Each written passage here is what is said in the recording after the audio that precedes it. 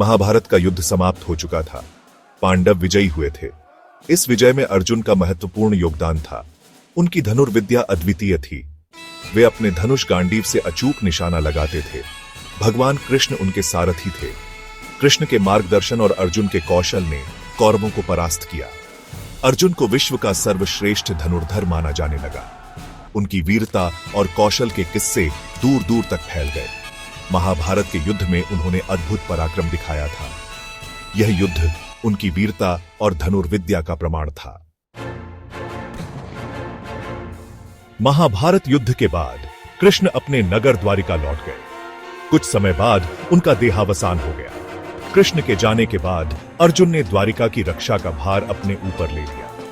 वे द्वारिका की स्त्रियों और बच्चों को हस्तिनापुर ले जा रहे थे। रास्ते में उन पर साधारण डाकुओं ने हमला कर दिया। अर्जुन ने बहादुरी से मुकाबला किया, लेकिन वे डाकुओं को हराने में असमर्थ रहे।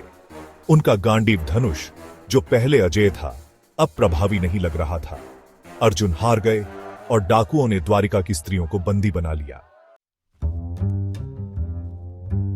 यह घटना अर्जुन के लिए बहुत बड़ा झटका थी। वे समझ नहीं पा रहे थे कि ऐसा कैसे हो सकता है।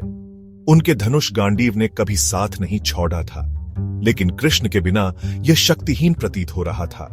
अर्जुन को एहसास हुआ कि उनकी शक्ति उनके धनुष में नहीं, बल्कि कृष्ण के आशीर्वाद में निहित थी।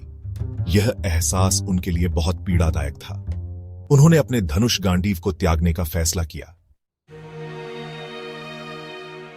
अर्जुन ने अपना गांडीव धनुष समुद्र में फेंक दिया। यह उनके लिए एक महत्वपूर्ण सबक था।